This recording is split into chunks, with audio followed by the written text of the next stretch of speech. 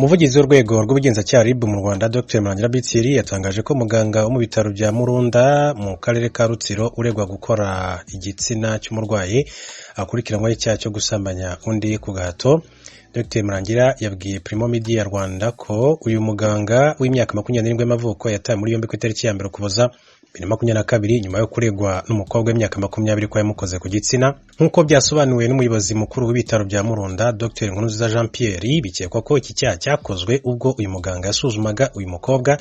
Yagize ati yarekaramaga, ni ukuvuga kurekarama yuko nyine ngo bamukoze ku myanya y'ibanga barimo bamusuzuma. Niyo waje ararekarama avuga uburyo bamusuzumyemo, abona bisa nkaho hari ikindi byari bigamije. Ni umuganga rero ucisha abantu mu cyuma, yaragiye rero gufata ikizamini cyo guca mu cyuma aramusuzuma. Ku cyaha uyu muganga yaba akurikiranywe, Dr Murangira yagize ati akurikiranywe icyaha cyo gukoresha undi mibonano mpuzabitsina ku gahato, aho akekwa kuba rero yaragikoreye umuntu w'igitsina gore ufite imyaka 20 ubwo yaragiye kwivuriza ku bitaro bya Murunda. Bikaba byarabereye mu bitaro bya Murunda ku itariki ya 1 z'ukwezi kwa 12 uyu mwaka. Umuvugizi wa RIB yasobanuye ko dosiye yashyikirijwe ubushinjacyaha ku itariki ya 6 Ukuboza kandi yamaze kuregerwa urukiko. Mu yandi makuru, Bwana Museveni akaba ari umukuru w'igihugu cya Uganda, akaba yatangaje ko nta bihano ateganyiriza umuhungu we wivanga muri politike. Perezida wa Uganda akaba n'umugaba w'ikirenga Yoweri Kaguta Museveni yatangaje ko nta ngamba cyangwa ibihano ateganyiriza umuhungu we usanzwe ari umujyanama we mu by'igisirikare, General Muhoozi Kainerugaba, ushinjwa kwivanga muri politike. Yabivugiye mu kiganiro yagiranye n'umunyamakuru wa Daily Monitor ubwo yari Washington DC muri Leta Zunze Ubumwe za Amerika, nyuma yaho General Kainerugaba atangaje ko adashyigikiye ishyaka riri ku butegetsi NRM.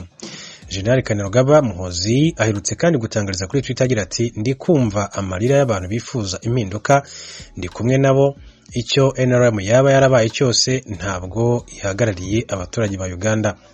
Uyu musirikare yarongeye atangaza ko yizera Yesu na Perezida Museveni, gusa ngo siko biri kuri NRM. Ati nizera Yesu Kristo ndetse na Papa General Kaguta Museveni, ntabwo rwose nizera NRM mu mvugo za ba Marxist.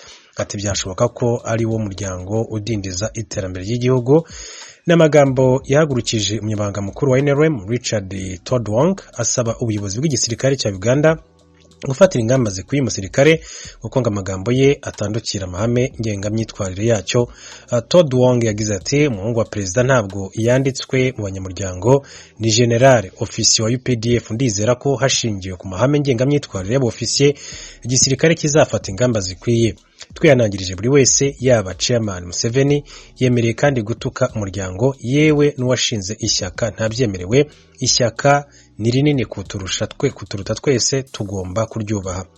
Bwana Museveni abajijwe niba hari ingamba ateganya gufatira umuhungu we, General Muhoozi Kainerugaba yasubije ko atazifata ku bintu bito.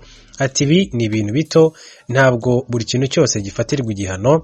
Oya, nk'uko hari imyigaragambyo ikomeye cyane kuri Kororo, aho nari nasabwe kuvuga ku ihangwa ry'ubukungu, kandi aba bantu bavugaga ku matora ya 2026.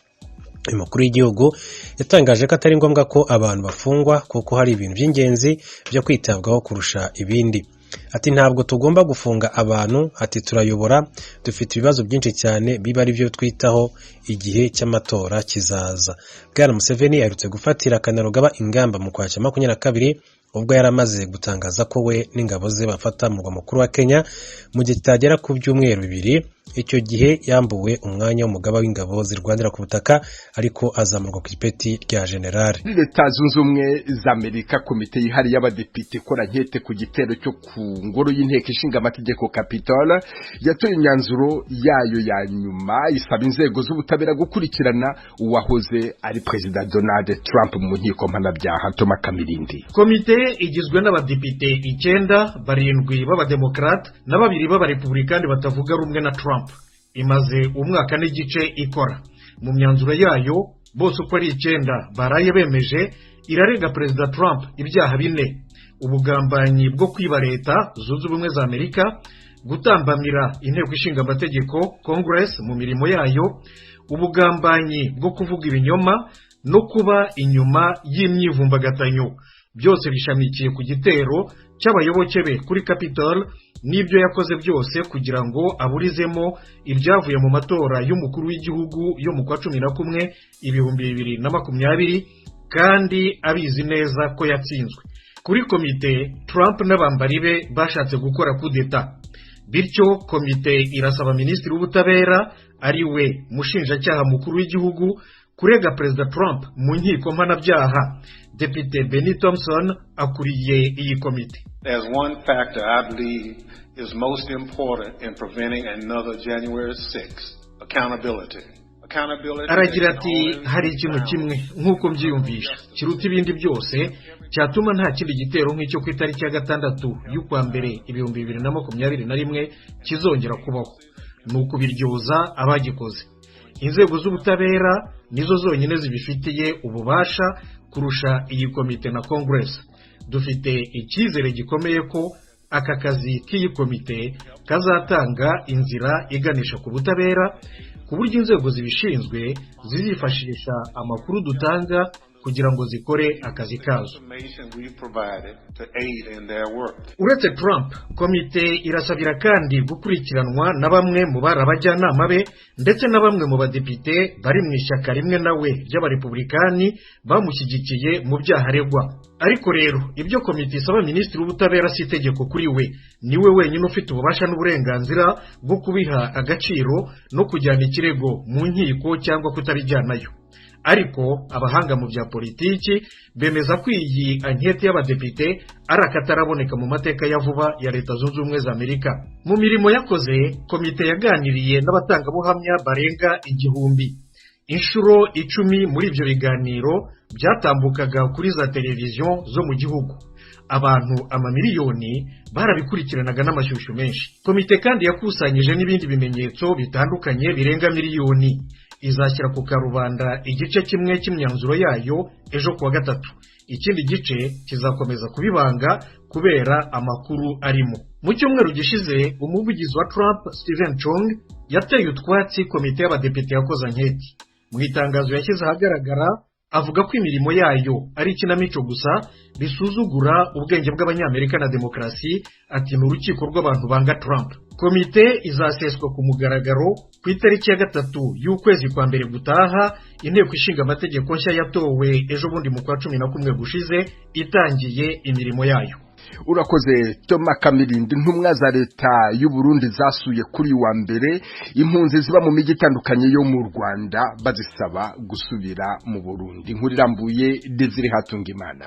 Izo ntumwa za leta y'u Burundi zaje zirongowe na Lieutenant General de Police André Ndayambaje, umunyamabanga ntayigarizwa mu bushikiranganje bw'intwara hagati mu gihugu, ari kumwe n'umuyobozi mukuru ajejwe gutabukana impunzi babura amatari b'intara za Kirundo, Kayanza na Bururi. Mu biganiro vyahuje izo mpande uko ari zibiri, uwo yaje arongoye izo ntumwa za leta yamenyesheje abaserukira izo mpunzi ko abazaniye ubutumwa bw'umukuru w'igihugu. Ubwo butumwa nuko abahunze botahuka. Yamenyesheje izo mpunzi ko atampamvu zo kuguma mu buhungiro kandi amahoro yarabonetse mu Burundi. Ubutumwa dufise bw'uko leta y'u Burundi yifuza cyane kubakura mu buhungiro barimo kubera atamvo nimwe yerekeye umutekano, yerekeye ibikorwa by'ubutunzi, yerekeye ibindi byotuma baguma hanze, ahubwo bihute bagende gufashanya n'abandi barundi kubaka igihugu, kugira imigambi y'iterambere y'igihugu, nabo nyene biteza imbere. Dukura umuzigo ku gihugu kibanye cy'u Rwanda, umuzigo wo gufasha izo mpunzi. Muri ibyo biganiro abaserukira abandi bamenyesha izo ntumwa za leta y'u Burundi ko icyabatumye bahunga kitarahava arico gituma bakiri mu buhungiro. Patrice Ntadohoka aserukira impunzi ziba mu miji yashimiye leta y'u Burundi yagize uwo mutima wo kuza kuganira n'impunzi. Yaciye aboneraho gushikiriza bimwe mu bituma impunzi zidatahuka. Urabona rero nk'abantu byabo bamaze kubifata impunzi ziri hano, amazu yafashwe